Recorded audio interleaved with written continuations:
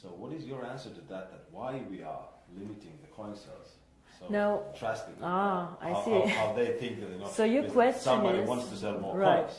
So your question is, some of us mine coins and they go to the internal exchange, and some of us sell coins and buy coins.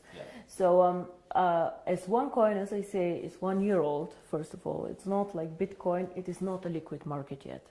So it means that there might be a day where we have huge demand for coin sales or huge demand for coin buying.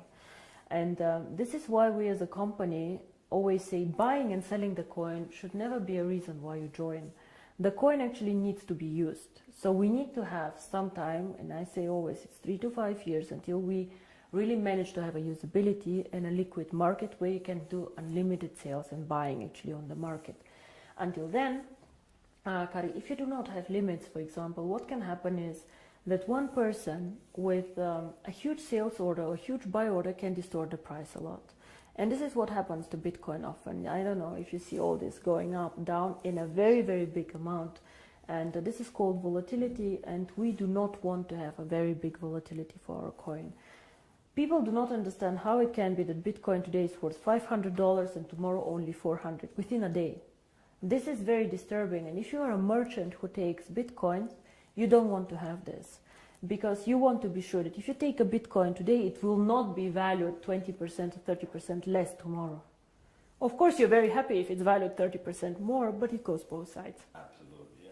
So cryptocurrency is one of the riskiest assets actually out there. High volatility, low liquidity on the markets. So for us to achieve a high liquidity, we need to work first on the value creation of the coin, on the liquidity, and it will take time.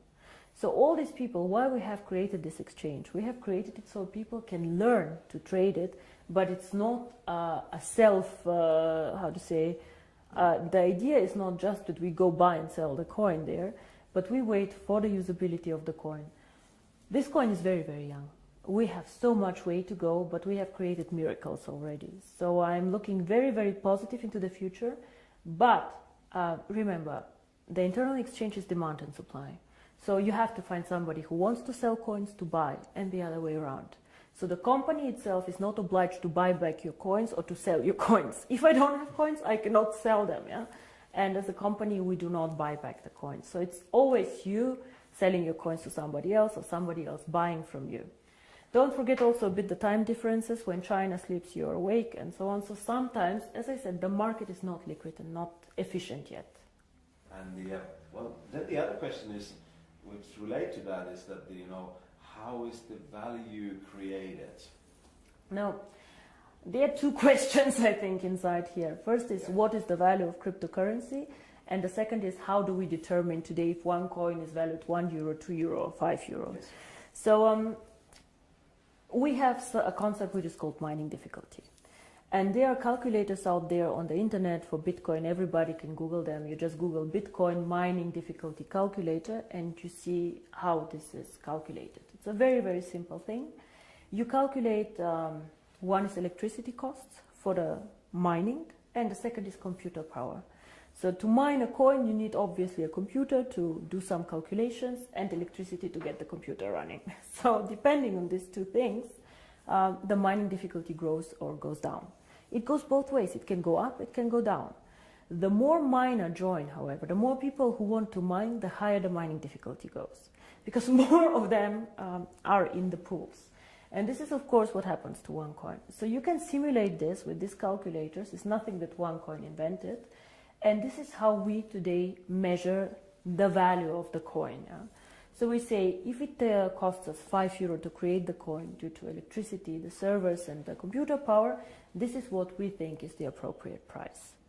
Of course, it fluctuates up and down based on demand and supply, but always in a corridor actually that we have set.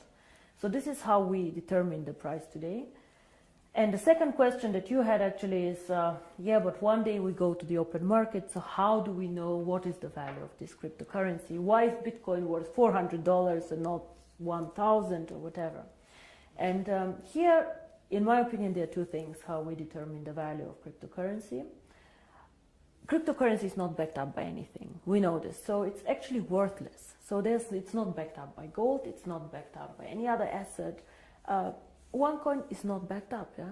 Bitcoin is not backed up. But there's still value inside, and I tell you why. One is, first of all, the brand. Bitcoin currently have a very strong brand. Everybody knows them, they were the first one. Of course, there are always good and bad things about the brand, but they are very well known. Milka Chocolate is a very well-known brand. Procter & Gamble are a very, very strong brand. So the more people joining OneCoin and the more people speaking about OneCoin, the stronger our brand becomes. And this, I think, is something that makes us really a family, because if you go in the network marketing approach and go and sell shampoo, it does not make you stronger if somebody on a sideline sells shampoo. Only your downline makes you happy. But here, if another team makes OneCoin popular out there, this makes also your coin stronger and your team stronger. And this is something very, very special about OneCoin, I think. So the brand. And we have currently about 2 million paid members. In the database, we have over 10 million people who know about OneCoin. So we for sure have more users than Bitcoin, for sure. We are different, we are in a different system, but there are 2 million people who tomorrow could start using the coin if we want to. And this is great. So this is one part of the value, but most people use Bitcoin currently as value storage, like gold. I put it in the safe and I keep it there, which is okay, but a bit of a dangerous concept. Everything that goes up can also go down, and you're not special. You know, and if you're not special, why use OneCoin? Why not use 2 coin, 3 coin, dark coin, or not?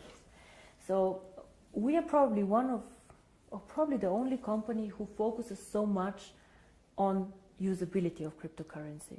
Why cryptocurrency? How can it change the world? And our 2 slogans are the future of payments or join the financial revolution. We believe that actually cryptocurrency can be a vehicle for money transfers. So for example, as you do Western Union transfers, you can use cryptocurrency to do a transfer. Fast, borderless payments. And there's a huge demand for this. 2 billion of people have no bank account. 2 billion. Of course, we cannot capture all of them. But again, if we capture only 10 million or 100 million people, it's a network. It grows so fast. We see what happened, you know. December 2014, I was sitting at my desk and I had a bet with Per Carlson, who is not here anymore, if we will manage to have 10,000 people. And we did a huge celebration with 10,000 people. Today we have 2 million after 12 months. It is incredible, and this is the network effect. The more people know about OneCoin, the more they will come and the stronger the brand